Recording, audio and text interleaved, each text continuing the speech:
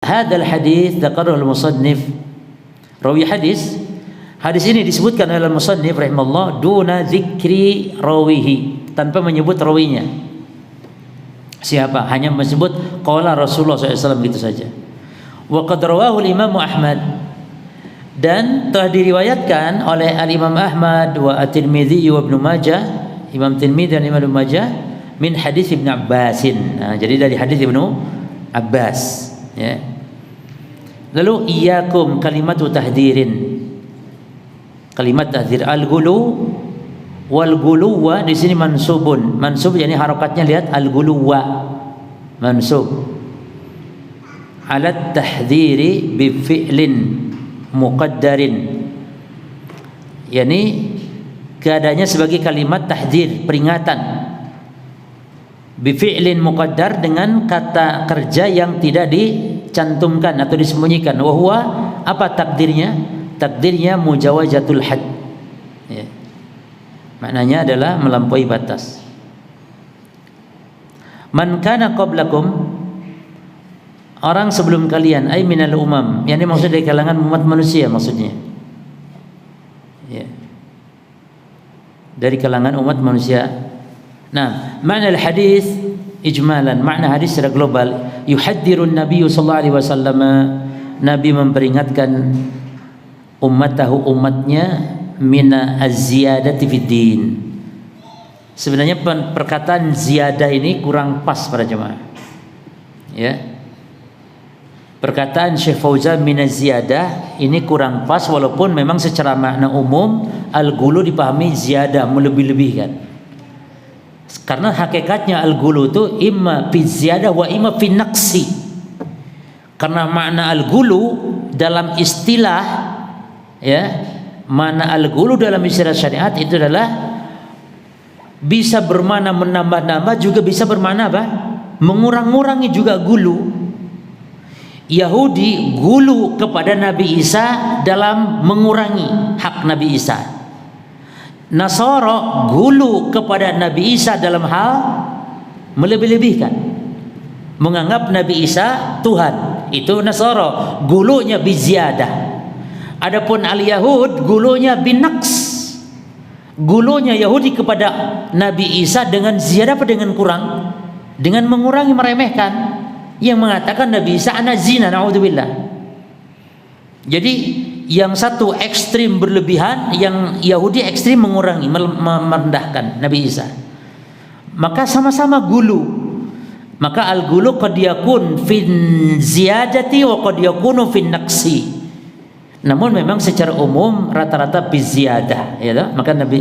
Maka Syekh Fauzan Habibullah taala bila mengatakan di sini, ya, yuhaddirun Nabi sallallahu alaihi wasallam ummatahu min az-ziyadati fid din 'ala al-haddil masyru'. Nabi memperingatkan umatnya dari menambah-nambah pada agama 'ala al-haddil masyru', di atas batasan yang disyariatkan. Wa huwa 'amun, dan masalah gulu ini adalah umum, fi jami' anwa'il ghulu, pada semua bentuk-bentuk gulu, baik fil i'tiqadati, baik dalam akidah, wal amali, atau dalam masalah amal. Karena agama ini 2 poin saja intinya. Agama ini intinya 2 poin. Pertama al-i'tiqadat, poin masalah-masalah keyakinan. Dan yang kedua masalah al-a'mal. Yang kedua masalah amalan-amalan perbuatan, termasuk ibadah, muamalah, ya. Nah, maka sama, ekstrim gulu dalam i'tiqad bisa jadi juga gulu dalam a'mal. Wa min dzalikal gulu, di antara bentuk gulu adalah fit ta'dhimis sholihin, dalam memuliakan, mengagungkan orang-orang saleh. Para ikhwan, ada 2 hal penting di sini. Pertama, orang soleh yang memang asli orang soleh dimuliakan berlebihan gak boleh, apalagi yang memang bukan orang soleh tapi disangka orang soleh, padahal dia ahli syirik, ahli bid'ah. Ahli bid'ah orang soleh bukan? Ya bukan lah jemaah. Orang soleh itu orang yang menegakkan hak Allah dan yang menunaikan hak makhluk, itu orang soleh. Siapa orang soleh? As-salih wa alladzi qama bihaqqillahi wa bihaqqil makhluq. Orang soleh ini orang yang menegakkan hak Allah. Ahli syirik enggak menegakkan hak Allah. Maka ahli syirik itu bukan orang soleh. Orang ahli syirik itu orang fasik, ya, dengan fasik yang besar. Kok disebut orang soleh? Makanya apalagi gitu loh, yang bukan orang soleh diagungkan. Alah, yang asli soleh saja, seperti misalnya siapa orang soleh, termasuk para nabi, para rasul, ya. Yang asli orang soleh saja nggak boleh diagungkan berlebihan. Mimma yakunu sababan fi ibadatihim, karena diantara hal itu menyebabkan fi ibadatihim, dalam menyembahnya, ya, mereka jadi mengibadainya. Summa alala nahya, kemudian Nabi alala menyebutkan ilalnya, alasannya dari larangan anil gulu, bersikap gulu, bi annahu was-sababu, yaitu sebab fi halakil umamis sabiqah, sebab fi halak, kebinasaan, dalam kebinasaan al-umam, umat-umat as-sabiqah yang lalu atau yang terdahulu. Wadhalika, dan hal itu yaqtadi, mengharuskan, berkonsekuensi, ya, yani larangan Nabi ini berkonsekuensi mujanabata hadihim, yani menjauhi hadihim, menjauhi perilaku mereka fi hadza, dalam masalah ini. Perilaku siapa? Perilaku orang-orang yang berlebihan dalam masalah agama, dalam hal ini seperti al-Yahud, ya, seperti orang-orang Nasara. Karena dalam ayat secara khusus kata Allah, ya ahlal kitab la taghlu fi dinikum. Allah yang berfirman, wahai ahli kitab, janganlah gulu dalam agama-agama kalian. Nah, ini gulunya ahli kitab bisa jadi yang satu ekstrim, menambah-nambah, yakni memasukkan yang bukan bagian agama seperti Nasara, atau yang kedua ekstrim dalam meremehkan, meninggalkan syariat seperti al-Yahud. Jadi Yahudi itu berilmu, tidak mau amal. Kalau Nasara beramal tanpa ilmu. Allah sebutkan dalam Quran, wahai ahli kitab, wahai Yahudi, wahai Nasara, la taghlu fi dinikum, jangan kalian bersikap gulu. Maka konsekuensi dari larangan Nabi ini berarti konsekuensi menjauhi siapa? Perbuatan Yahudi, perbuatan Nasara, ya.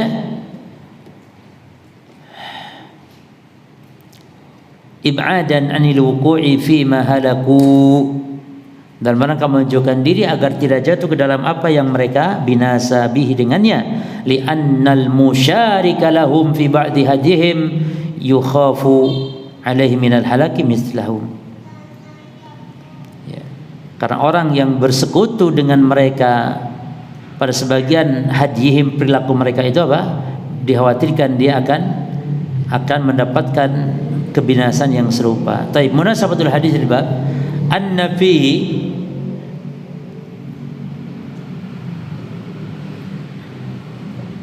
kita ini kis dibaca ya Pak. Sampai mana kita? Ya, saya baru lihat tandanya nih. Si. Wih, capek-capek ngomong tapi tidak capek itu, cuma manfaat tuh. Baik. Sekarang mana yang belum? Hah?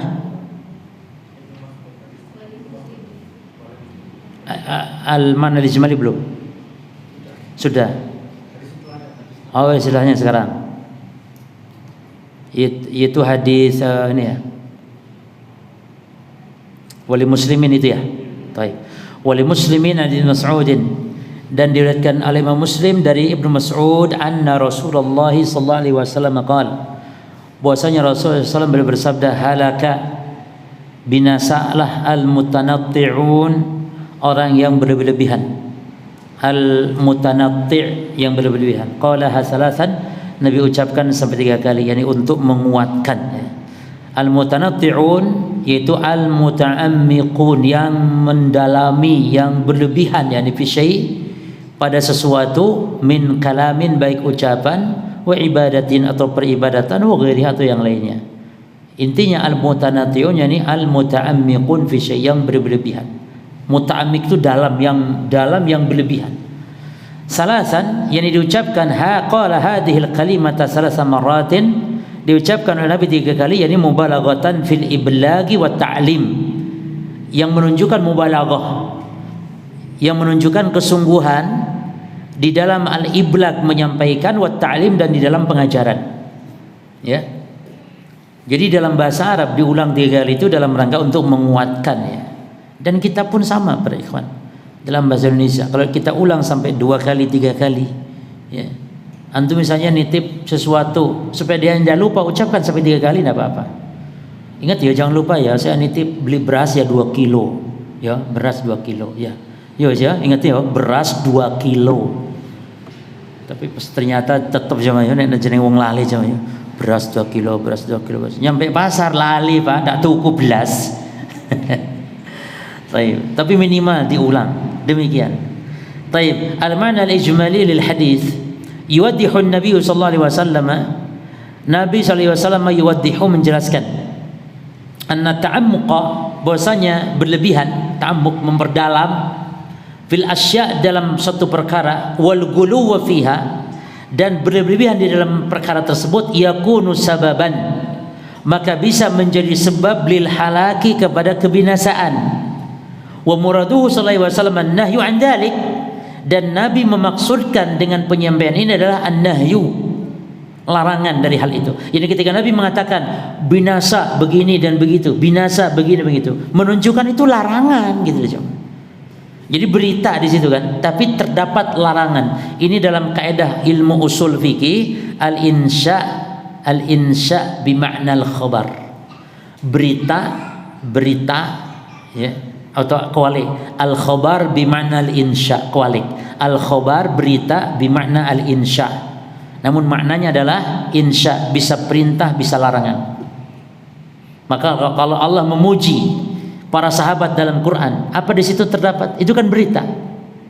Di situ kan berita, coba. Nah, namun terdapat kandungan perintah agar kita meneladani para sahabat, bahkan wajib mengikuti mereka. Jadi bukan sekedar Allah memberitakan keutamaan para sahabat di Quran tanpa ada faedah. Ada faedah, perintah. Munasabatul haditsil bab, keterkaitan hadis dengan bab, anna tanattu'a minal guluwi al-manhiyi anhu, bahwasanya berlebihan atau sikap tanattu' atau berlebihan adalah di antara bentuk termasuk sikap gulu yang terlarang darinya. Wa yadkhulu fi dzalik, dan masuk di dalam hal itu adalah at-tanattu' fi ta'dhimi salihin, itu berlebihan di dalam pengagungan orang-orang soleh. Apa kalau orang soleh kita agungkan? Naam, ada perintahnya kita agungkan, kita muliakan. Yang harus kita agungkan, muliakan para ikhwan adalah orang tua kita. Setiap orang Islam yang sudah sepuh usianya kita agungkan, kita muliakan, kita hormati. Ulama kita hormati. Cuman dilarang apa? Berlebihan. Ya, ila haddil ladzi yufdi ila syirik, kepada batasan yang menghantarkan kepada syirik. Ya, baik. Ma yustafadu minal hadis. Istafada min hadzal hadis awalan al-hassu ala ijtinabit tanattu'. Al-hassu, anjuran, ala ijtinabi, untuk menjauhi at-tanattu', sikap berlebihan, fi kulli syai'in, pada setiap segala sesuatu, la siyama, lebih-lebih fil ibadat, dalam masalah ibadah, wa taqdiri salihin, dan memuliakan takdir, menghormati salihin, orang-orang saleh. Ya. Sanian, yang kedua, al-hassu 'alal i'tidal, anjuran untuk bersikap adil. Dan yang dimaksud adil di sini adalah pertengahan, jadi tidak meremehkan, tidak menghormati berlebihan. Orang soleh kita jangan rendahkan karena dia orang soleh, orang yang beriman, ulama, orang tua, orang yang sudah sepuh usianya dalam Islam, hormati. Maka ini yang disebut al-i'tidal fi kulli syai', dalam segala suatu hal. Ya, khairul umur awsatuha, sebaik-baik perkara pertengahan, enggak berlebihan, yakni baik menambah-nambah atau mengurang-urangi. Salisan syiddatu hirsihi sallallahu alaihi wasallam, syiddatu, sangat, hirsihi, semangatnya beliau Rasulullah, ala najati ummatihi, agar umatnya ini najah. Apa najah? Selamat. Wajtihaduhu, dan sungguh-sungguhnya beliau Rasulullah fil iblagi, dalam menyampaikan wahyu, dalam menyampaikan syariat. Dari mana kita tahu? Nabi mengulangnya sampai 3 kali. Ya. Jadi ini menunjukkan betapa sungguh-sungguhnya Nabi sallallahu alaihi wasallam. Nah, kita masuk bab yang baru sekarang. Babu ma jaa fi taglidhi fi man 'abadallaha 'inda qabri rajulin salihin fa kaifa idza 'abadahu. Bab tentang sikap keras fi man 'abadallah. Perhatikan ikhwan. Bagi orang yang beribadah kepada Allah loh ya. Bukan kepada berhala, kepada Allah. Namun inda qabri rajulin saleh, namun ibadahnya itu di kuburan orang soleh. Itu ditentang keras dalam Islam. Seperti dalam hadis nanti ini kita bahas. Ini luar biasa. Makanya para ikhwan, para ulama kita menganjurkan, kalau kita khatam kitab tauhid ini, sudah khatam, antum harus baca lagi, ulang lagi dari awal. Khatam, ulang lagi dari awal. Khatam, ulang lagi dari awal, sampai kita meninggal dunia. Masya Allah berjamaah. Maka antum kalau ada yang mengkaji kitab tauhid, jangan ngomong, saya sudah ngaji itu, sudah khatam saya. Jangan, nggak boleh. Terus diulang-ulang. Ya. Ini karena sumber keselamatan ikhwan dunia akhirat. Ya, sumber keselamatan dunia akhirat. Di dunia selamat dari kesesatan orang yang ngaji kitab tauhid. Lihat di sini, kita tahu hakikat. Ternyata bukan nyembah berhala yang diingkari, bukan nyembah Allah diingkari. Kalau nyembah Allahnya di kuburan wali, yang itu sekarang banyak dilakukan oleh kaum muslimin. Ya. Maka kata beliau, fa kaifa idza abadahu, maka bagaimana pula kalau nyembah kepada orang soleh, yuk tambah diingkari. Ya. Jadi al-mu'allim memaksudkan di bab ini bahwa setiap wasilah-wasilah yang menunjukkan kepada kesyirikan itu sangat ditentang dan termasuk di antara makhluk yang paling buruk. Para ikhwan, ada hadisnya. Itu makhluk yang paling buruk yang ibadah kepada Allah. Makhluk yang paling buruk siapa? Yang beribadah kepada Allah di kuburan orang saleh. Allah. Makanya hukum asal ibadah di kuburan itu terlarang, ikhwan. Al-aslu ma yuf'alu fil maqabir at-tauqifu 'ala al-adillah. Hukum asal melakukan di kuburan suatu perbuatan itu adalah at-tauqif. Hukum asalnya berpatokan kepada dalil. Tak boleh. Mana dalil harus sholat di kuburan? Mana dalil harus baca Quran di kuburan? Kalau nggak bisa bawakan dalil, nggak boleh berdalil dengan anjuran sholat, anjuran baca Quran. Itu dalil umum, iya, anjuran baca Quran, bahkan itu maknanya di rumah. Tapi ini yang kita ingin tahu itu mana loh dalil baca Quran di kuburan. Ada nih tentang fadilah Yasin, semua hadis-hadisnya dhaif, tidak ada yang sahih. Kita ingin hadis sahih mana tentang membaca Al-Quran di kuburan, sholat di kuburan. Bahkan kalau sholat ada hadisnya melarang, la tusallu ilal kubur. Makanya Imam Al-Qayyim mengatakan sangat heran, kata beliau, dengan perilaku kaum muslimin. Yang dilarang Nabi justru dikerjakan. Yang dilarang sholat di kuburan malah rame-rame ke kuburan untuk sholat. Kan aneh bin ajaib. Seandainya Pak Bu tidak ada hadis yang melarang, seandainya ya kita rodo-rodo gimana ya, rada-rada wajar lah, karena memang nggak ada hadis yang melarang. Ini ada hadis yang melarang sholat di kuburan, ke kuburan. Ada hadis yang melarang safar, sengaja ngalap berkah kecuali ketiga masjid saja. Berarti selain itu tidak boleh. Tapi malah sebaliknya gitu cuma. Bahkan sangat doyan yang namanya ibadah di kuburan. Apa-apa di kuburan, datang ke kubur. Bahkan sampai diprogramkan, ditargetkan dengan istilah wisata religi atau wisata rohani. Ya. Wisata religi rohani hanya satu, haji umroh. Selesai. Selain haji umrah tidak ada wisata religi. Kenapa wisata? Karena ada safar di situ. Ada safar di situ. Bahkan kalau tidak mampu safar, man istata'a ilaihi sabila. Al-istita'ah di situ bekal para ikhwan. Al-istita'ah di situ bekal. Jadi kalau nggak punya bekal safar ke Mekah untuk haji umrah nggak boleh. Nggak perlu kalau nggak punya bekal. Sehingga nggak perlu orang yang nggak mampu nggak perlu nabung-nabung gitu ya jemaah. Kalau mampu antum punya uang ada bekal. Atau yang kedua fisik kekuatan, ada uang tapi fisik nggak kuat, berarti nggak wajib haji, nggak wajib umroh. Ya. Kalau sudah nggak mampu fisik boleh dibadalkan walaupun dia masih hidup, ikhwan. Jelas ya? Ada orang nggak mampu fisik, sakit, nggak mampu fisiknya tapi punya duit banyak, maka dia badalkan. Dari hartanya ambil.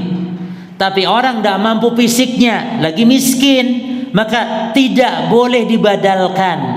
Ikhwan, masih hidup lah ya, fisiknya tidak kuat, lalu tidak punya duit, miskin dia, masih hidup, badalkan tidak? Nggak boleh. Badal itu hanya kepada orang yang telah meninggal, baik miskin ataupun kaya, bagaimanapun bentuknya. Hanya khilaf kerabat atau bukan kerabat. Namun yang roji bukan kerabat pun boleh. Jadi badal haji umrah hanya kepada orang yang telah meninggal. Adapun orang yang masih hidup nggak boleh badal, kecuali orang yang hidup ini memang tidak mampu fisiknya jalan. Karena orang yang tidak mampu dari segi biaya, kenapa nggak usah dibadalkan? Dia nggak ada kewajiban haji umroh. Kenapa harus dibadalkan? Dia bebas kewajiban haji umroh. Tapi kalau orang yang memang meninggal belum haji umroh, baik karena miskin atau karena kikir bakhil. Ada orang yang kikir bakhil, nggak mau haji, nggak mau umroh. Cuman sekarang rata-rata masalah haji bukan masalah apa cuma, bukan masalah nggak punya biaya. Rata-rata sekarang ini ketidakmampuan karena daftarnya sampai puluhan tahun. Ya jemaah.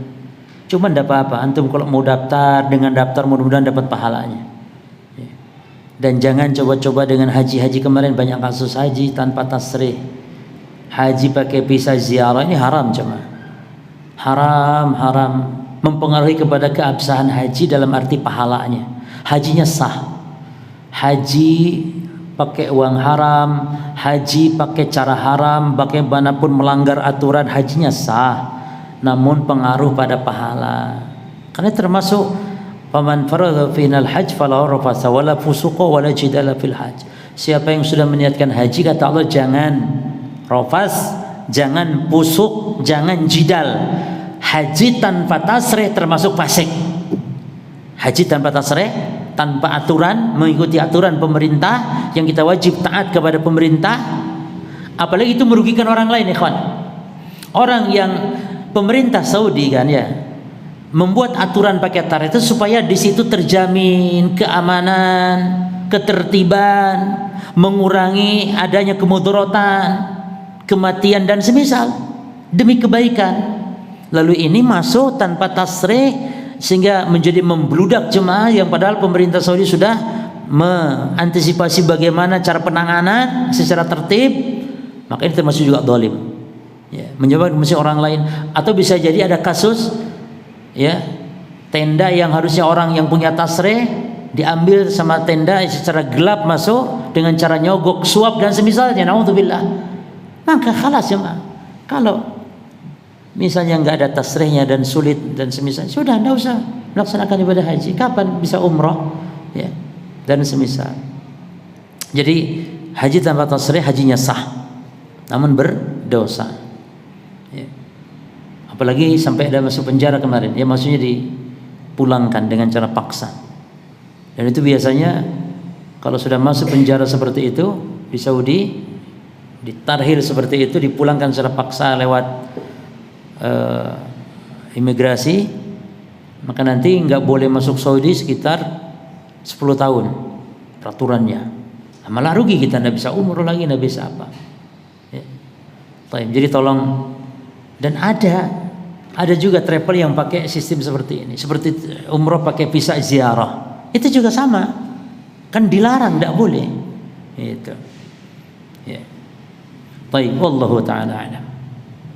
Berikut, wa fi sahihi an Aisyah anna Salamah dzakarat Rasulillah sallallahu alaihi wasallam kanisatan. Di dalam kitab sahih dari Aisyah dan Salamah, ya, dzakarat li Rasulillah sallallahu alaihi wasallam kanisatan. Dia menceritakan kepada Rasulullah sallallahu alaihi wasallam, bukan dari Salamah, bukan ya. Jadi hadis dari Aisyah menceritakan Salamah, gitu loh jemaah ya. Jadi ini ucapannya Aisyah ya, yang meriwayatkan ini Aisyah, dan Aisyah yang tidak melihat. Aisyah tidak melihat kanisanya, gerejanya tidak. Yang melihat gerejanya itu adalah siapa? Salamah. Kapan Salamah melihat gereja di Habasyah? Saat hijrah yang pertama. Jadi Salamah. Taib. Kata Aisyah bahwasanya Salamah dzakarat, menyebutkan dari Rasulullah SAW kepada Rasulullah. Jadi Salamah cerita kepada Rasul kanisatan, tentang gereja ra'atha bi ardil Habasyah, yakni gereja yang dia lihat, ra'atha, gereja tersebut dia lihat bi ardil Habasyah, di negeri Habasyah. Habasyah yakni Ethiopia. Wa ma fiha minas suwar, dan apa yang dia lihat di dalam gereja berupa gambar-gambar makhluk bernyawa atau suwar yakni patung-patung. Perhatikan para jemaah, para ulama membahas tentang hukum sholat di gereja. Itu yang dibahas bukan masalah itu gerejanya. Yani kalau kaum muslimin ada hajat sehingga harus sholat di gereja, yang dibahas oleh ulama bagaimana dengan ada gambar makhluk bernyawanya. Subhanallah. Jadi ulama nggak membahas artinya apa, perjam. Artinya seandainya tidak ada gambar makhluk bernyawa, kalau kita ada hajat ya, ada hajat, sholat di dalam gereja nggak apa-apa, atau di gereja mungkin di tempat lain nggak apa-apa, tapi misalnya di gereja di situ selama tidak ada gambarnya, kata ulama nggak apa-apa. Jadi masalahnya gambar. Lah bagaimana dengan sekarang masjid-masjid kaum muslimin yang justru ditempel tokoh kiai masjid itu. Nauzubillah. Jadi ulama ketika membahas hukum sholat di gereja ya tidak boleh. Tapi kalau ada hajat, apalagi terpaksa, mungkin hujan deras dan semisal, lalu ada gereja di situ, ya, gambarnya nggak ada atau gambarnya ditutup, maka boleh. Hujan deras, berarti kita ada hajat sholat dalam gereja daripada sholat hujan-hujan, boleh. Cuman gambarnya tutup. Termasuk ketika ditanya bagaimana kita sholat di saudara kita, di rumah saudara kita yang Nasara, di rumahnya ada salibnya. Kita sholat di rumah saudara kita, mungkin tahajud di rumah saudara yang beragama Nasara, ada salib di situ, maka boleh sholat menghadap salib? Jawabannya boleh sholat menghadap salib asal salibnya ditutup. Kalau tidak memungkinkan, maka boleh sholat di dalam rumah tersebut yang ada salibnya.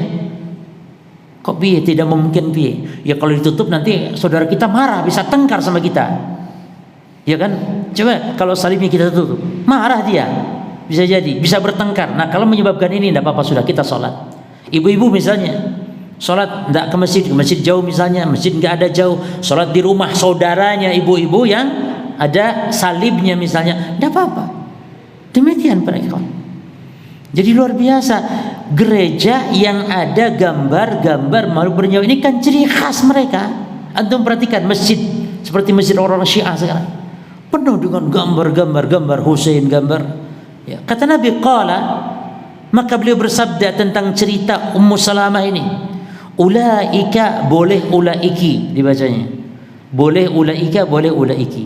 Idza mata fihimur rajul, mereka itulah kata Nabi, kalau di antara mereka itu ada yang meninggal, ar-rajulu salih, orang solehnya, awil abdus salih, atau hamba-hamba yang saleh meninggal, banau ala qabri masjidan, mereka membangun di atas kuburannya itu tempat ibadah, membangun masjid. Masa Nasara bangun masjid? Maksud masjid bagi Nasara yakni tempat ibadah.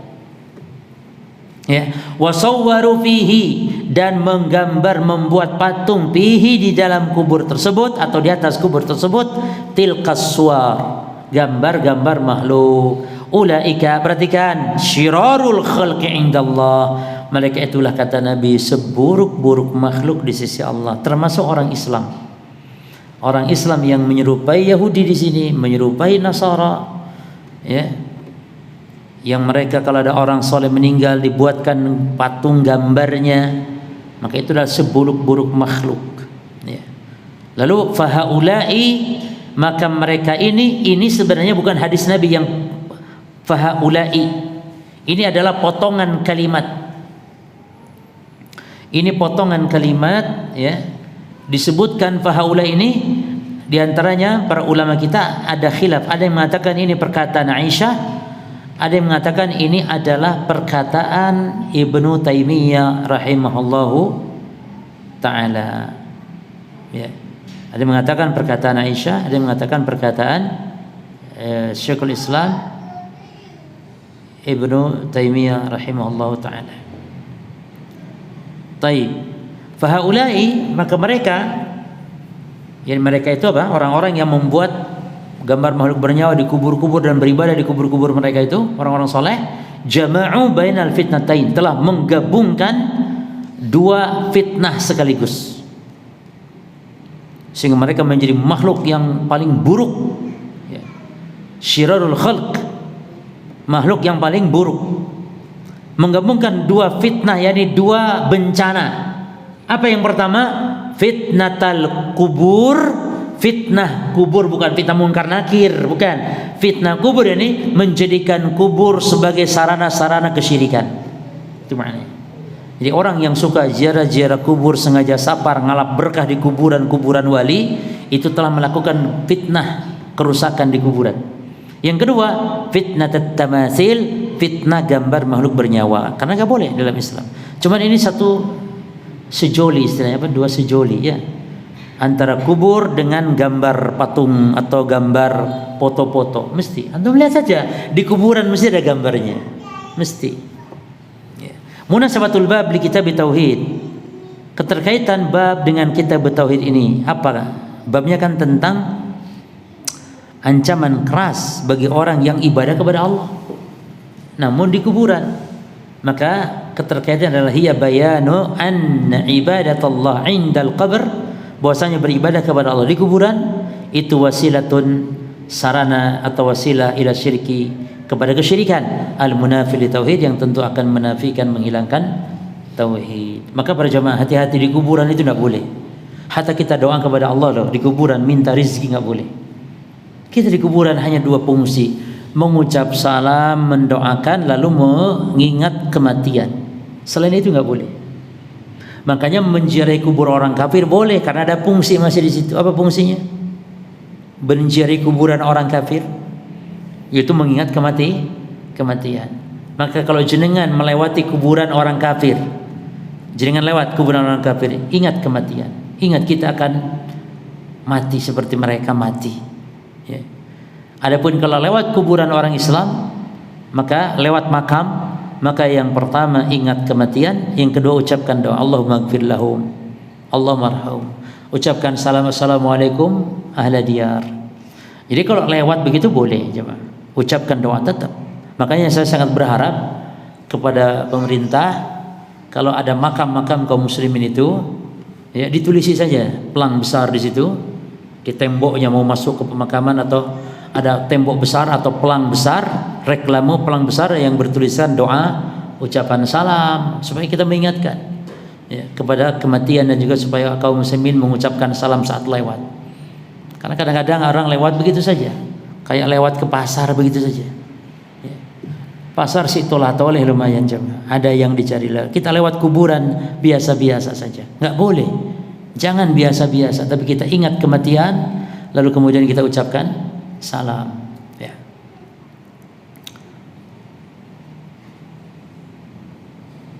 Cukup jemaah ya. Sampai sini tolong diingatkan. Munasabatu. Tapi berarti masuk tarjamatu Ummi Salamah ya.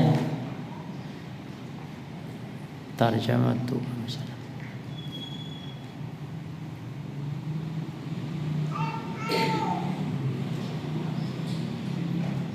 Taib, ada Ibu Hanum di sini?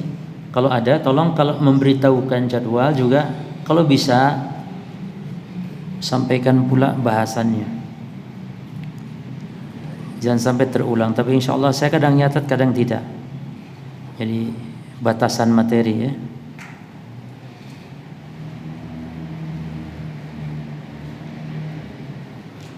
Taib, insya Allah yang ini tidak lupa karena saya catat. Subhanakallah wa bihamdika. Taib, sebentar ada pertanyaan kayaknya nih. Ustaz, mohon dijelaskan kaidah atau perincian tentang udzur bil jahl. Taib, iya secara singkat ya, udzur bil jahl itu ada di dalam masalah akidah.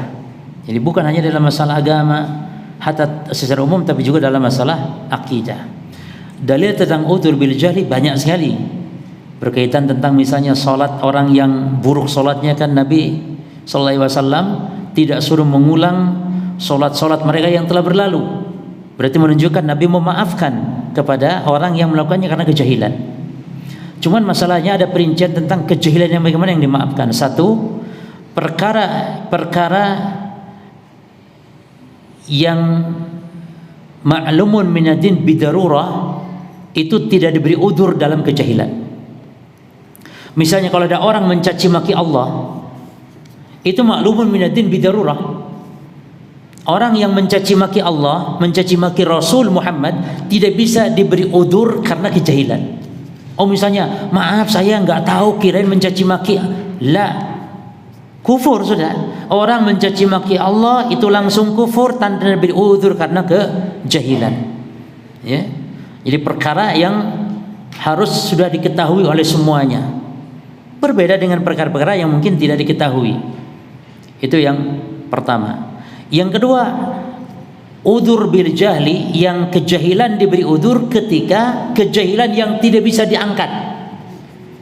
Kejahilan tidak bisa diangkat.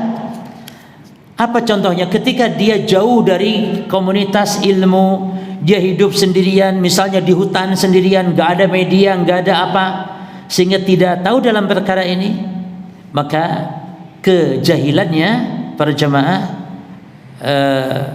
ditolerir.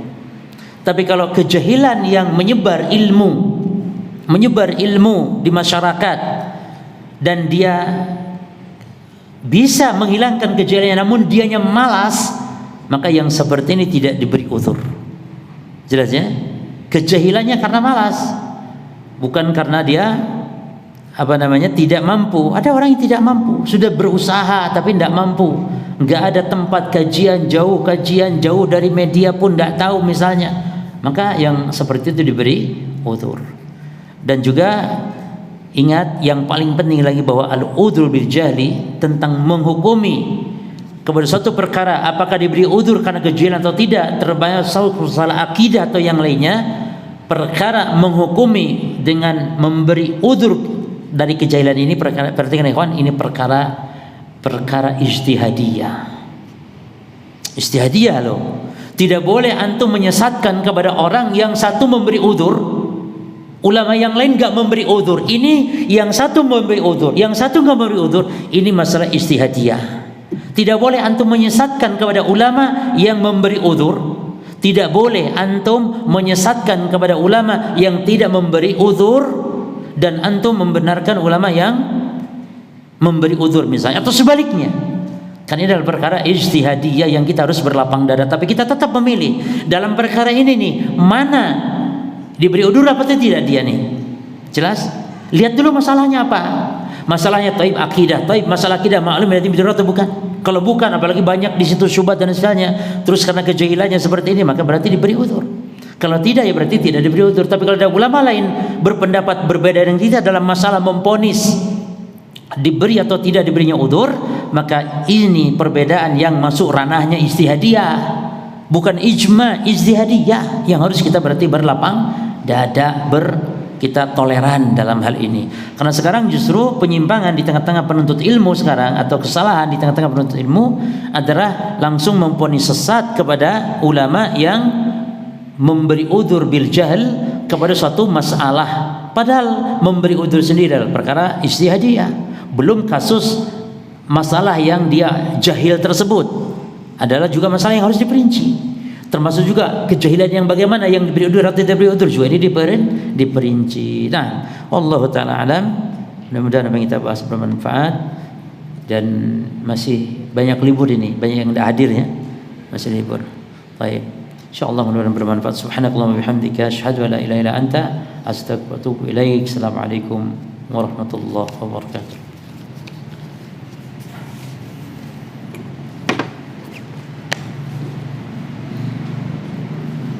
Langsung ya.